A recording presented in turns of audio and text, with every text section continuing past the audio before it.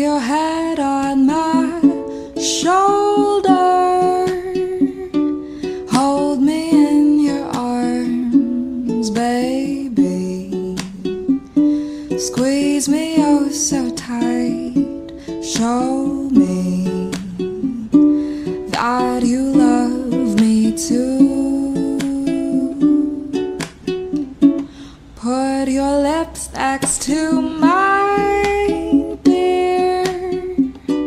Won't you kiss me once, baby?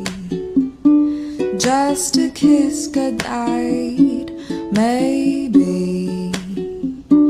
You and I will fall in love.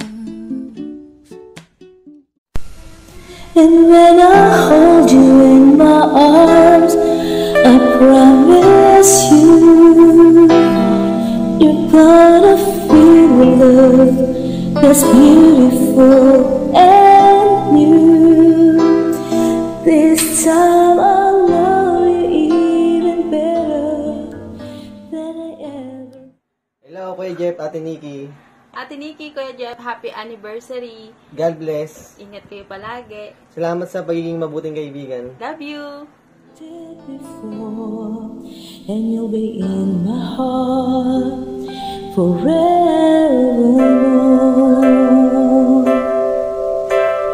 We were just too young to know we fell in love and let it go. So easy to say the words goodbye, so hard to... Hi, girlfriend, and of course, Jeff.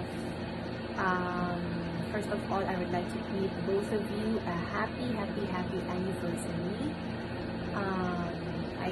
I'm one of the living witnesses of how God truly worked and still working on your relationship.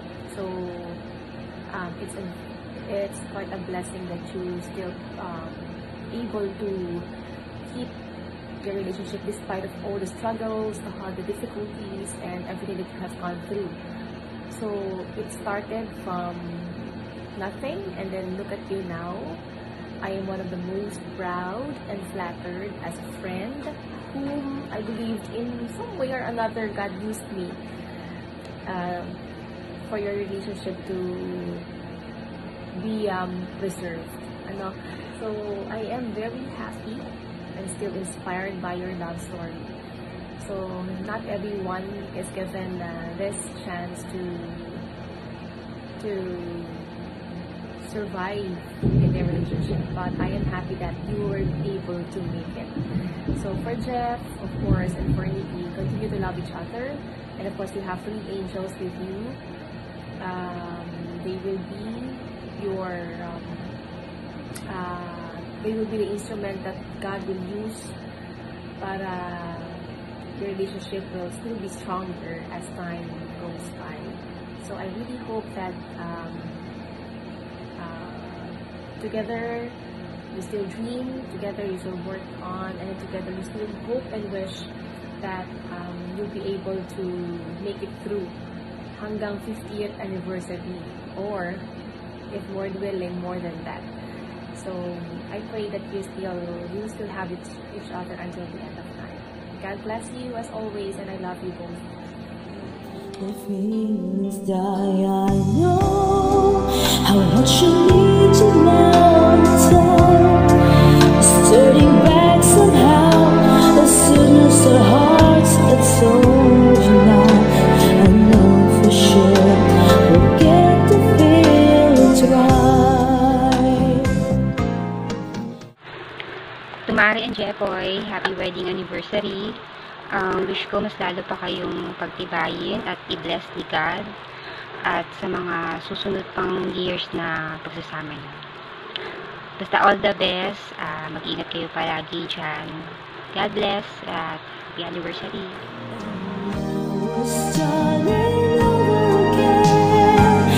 It's not the easiest thing to do. I think it's so good, 'cause every time I look at you, I know we're starting over again. This time we'll live on and Chepoy. Since na-postpone mo na yung yung celebration, so andito kami, may message kami sa'yo. Okay, message.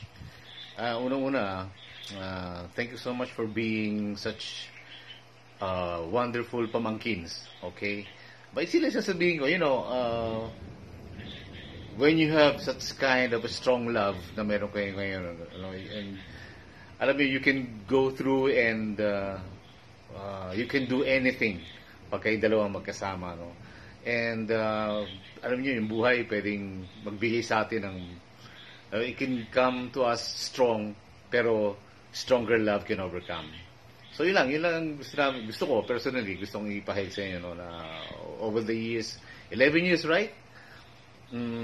Nakita niyo kung gaano ka lakas at katindi ang pagmamahal niyo sa isa't isa. So celebrating an anniversary is dapat talaga natin ginagawa yan, because it's a manifestation of how we've come through all these things in our lives, no, because of your love, yung pag-ibig niyo sa isa't isa, and nothing can go wrong as long as you love one another. Ila yan. Ako naman, feeling ko, anak namin kayo. Oh. Kasi, yun nga, natatapunan kami ng grasya from you. Kasi hindi naman lahat ng pamangkin ganon. Natatapunan talaga, hindi ampon. Nabibiyahan. Nabibiyahan kami. And then, nakikita ko sa inyo yung pagiging generous nyo, tsaka yung pagiging selfless ninyo. Especially last year, supposedly, yung pera ipang celebrate nyo, pero you decided to help Tita Laki. Unbeatable yun. Yeah. So, hindi lahat nakakagawa ng ganun. Okay. So, saludo kami sa pagiging ganun na napaka-selfless nyo and Christ-centered, I shall say. Okay.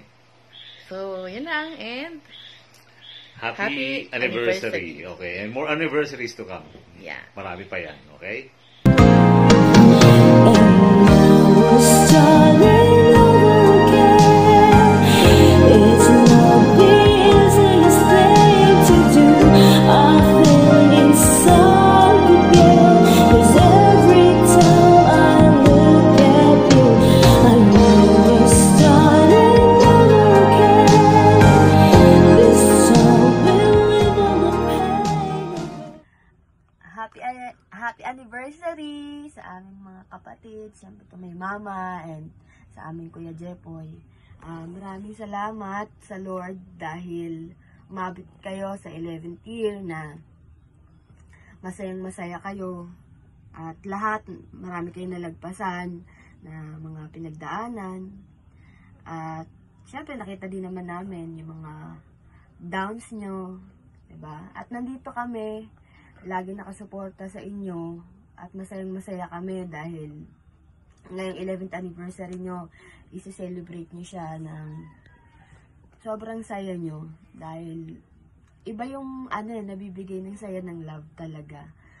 Kaya masaya kami talaga kasi nararamdaman namin yung saya nyo. At sana ngayong gabi mag-moments kayo, lalahanin yung lahat. Kaya siyempre kalimutan natin lahat ng mga pangit na nangyari sa atin. Mas i-cherish natin yung mas magagandang bagay na nangyayari. Yun nga, siguro hinanda tayo ng Lord pagdaanan yung mga bagay na hindi natin gusto para mas maganda yung mga dadating pang panahon. At ito na nga yun, nakikita namin na mas maganda yung mga nangyayari sa inyo dahil mas mahal niyo yung isa't isa. Mas mahal niyo yung isa't isa. Nakikita namin yun. At syempre, mas masaya kami na nakikita namin kayong masaya. At nandito lang kami, mga kapatid nyo. Syempre, ito may Mama and sa amin Kuya Jepoy. Nandito kami lagi, nakasuporta para sa inyo. At ayun, happy 11th anniversary. Mahal na mahal namin kayo, alam niyo yan. Dito lang kami, hindi lang sa saya, alam yan. Sa lahat ng mga pinagdaanan nyo, alam namin yun. Kaya, masaya kami na isa-celebrate nyo yung 11th anniversary nyo na sobrang saya niyo at nararamdaman namin. Mahal na mahal namin kayo. Alam niyo yan. Happy anniversary! Kuya, ate, happy 11th anniversary. Arte. Nakashades po. Ate, kuya, happy 11th anniversary. Sana maging masaya kayong araw. Moment. Siyempre mamayang gabi, marami tong plano sila Andy na sana hindi nyo nahalata. Maging masaya sana. Kayo, tayong lahat mamaya. God bless and stay safe. May COVID tayo ngayon. Love you Happy both. anniversary!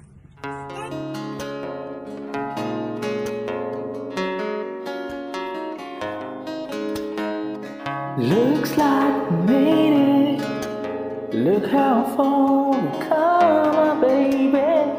Might have took the long way. When you get there someday, they say. Mga anak, happy 11th years anniversary sa inyong dalawa. Alam ko sa mga lumipas na taon sa inyong pagsasama, marami kayong kinaharap na ups and downs, mga pagsubok na nagdaan sa inyong buhay, may asawa. Nagpapasalamat ako sa Diyos na sa kabila ng mga pangyayaring yon, nanatili kayong matatag at matagumpay ang inyong pagsasama. Napanatili nyo ang kaligayahan at kasayahan sa piling na inyong mga anak, ang aming mga apo.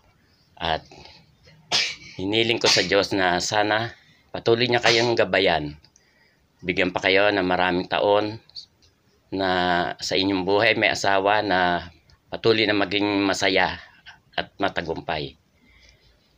Muli, happy anniversary sa inyong dalawa at God bless. Happy anniversary mga anak ko. Papasalamat ako sa Diyos na kayo talagang inilaan sa isa't isa. Patuloy lang ang buhay mga anak. Anumang pagsubok ang dumating, lagi kayong mag-iingat mga anak. Mahal na mahal ko kayo at ang aking mga apo. To my one and only brother and hipag, Ate Nikki, happy 11th wedding anniversary sa inyong dalawa ni Kuya. Patuloy nawa na i-bless ng Panginoon yung pagsasama nyo, yung marriage nyo.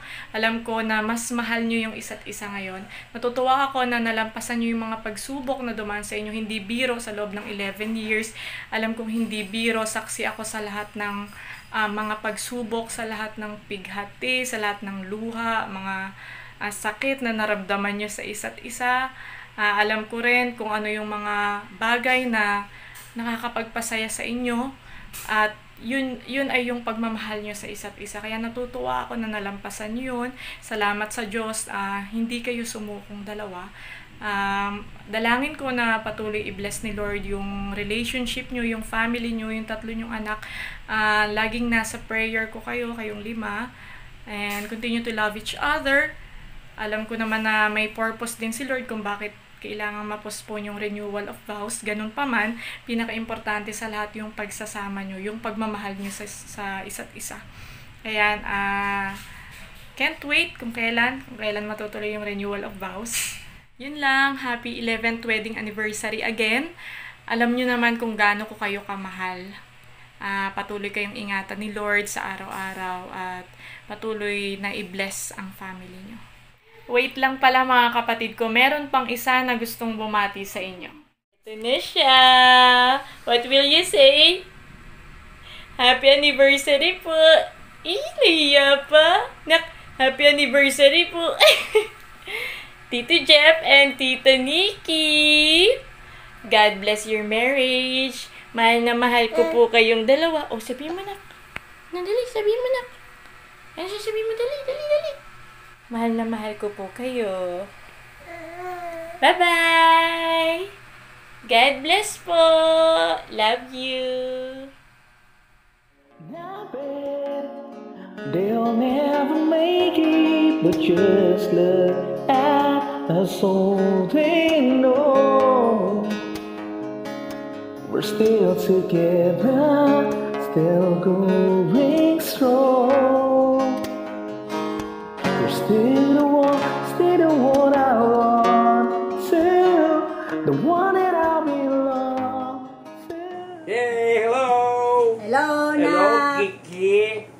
Jepoy.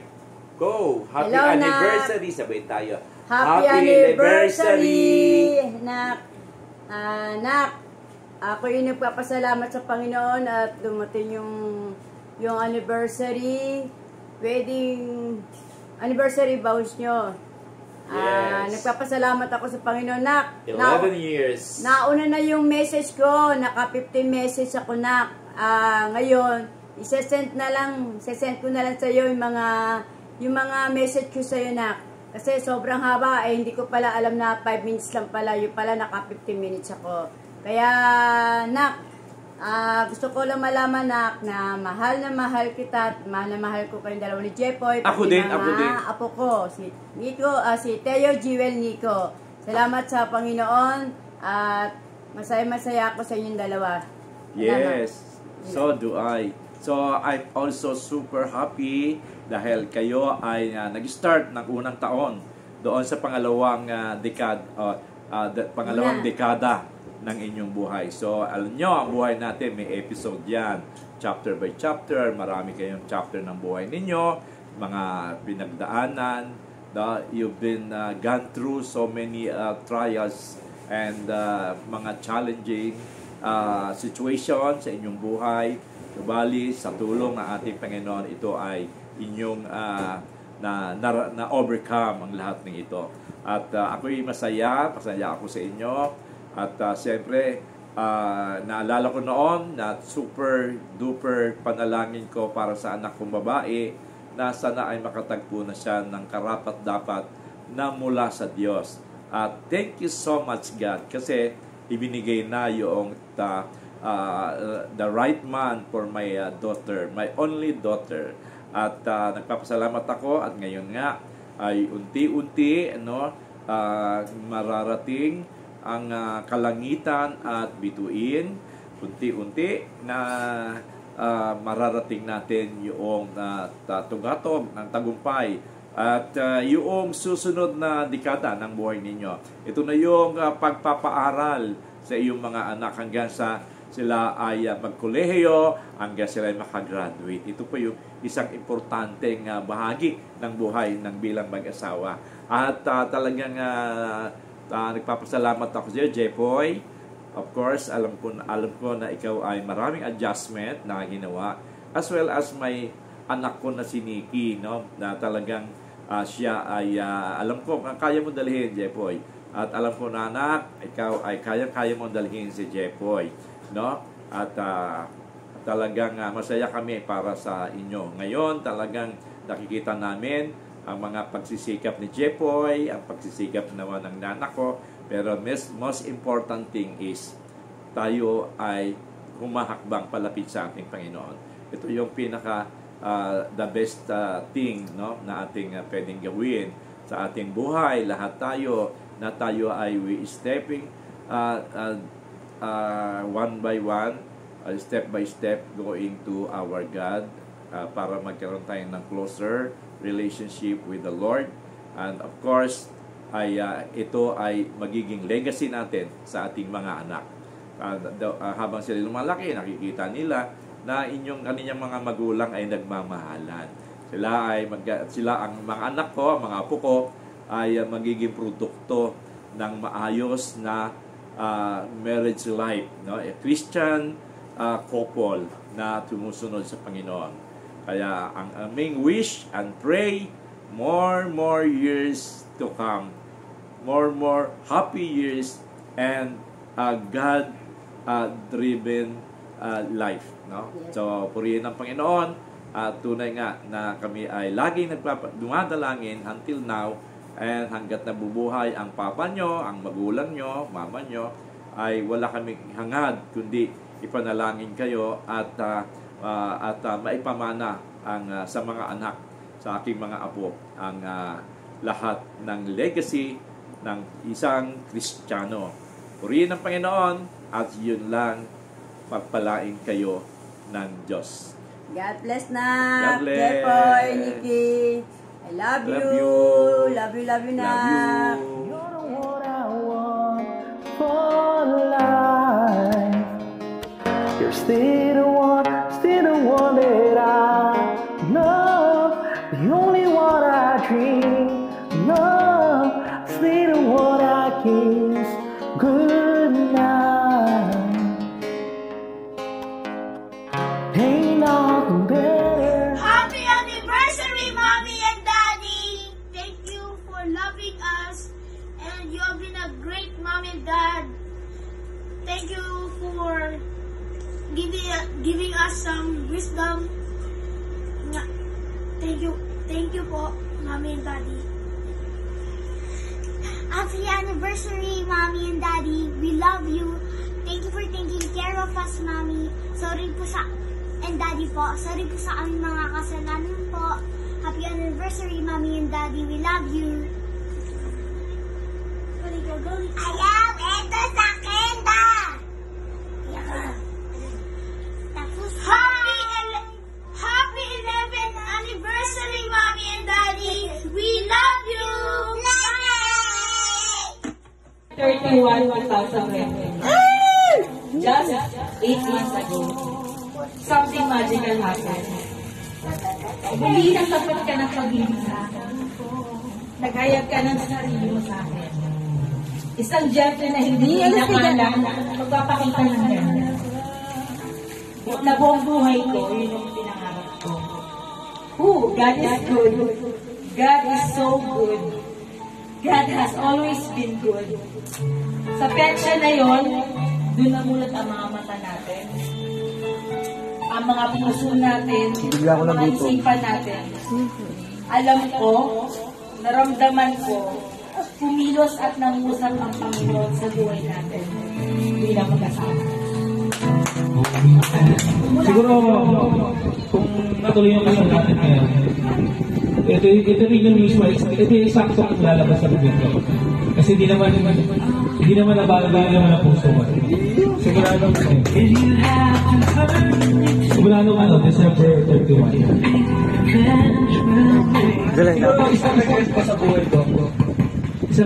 sa buhay ko. Napakarami na ako sa ating dalawa. 10 taon tayo na nagpunsa ka, nasaktan ka, nasaktan tayo dalawa. Kumbaga, hindi na natin may babalik pa yun. Nakakalungkot lang isipin na lahat ay pinakako ka sa ito. Kung naalala mo ba, sabi ko sa iyo na alagaan kita, ingatan kita, magiging mabuting asawa, magiging mabuting ama. Sa loob ng 10 taon, hindi ko na natupad. Pero bago ko mangako ulit ngayon sa pagharap natin sa Panginoon, kung hindi man naging makulay, naging masaya yung 10 taon nating pagsasama, sabi ko nga sa sarili ko na handa ako na itama lahat yun. Kung malungkot man yung 10 taon para sa ating dalawa, gusto ko yung after nun, simula nung December 31 na ako ko sa tuto pa rin ko yun.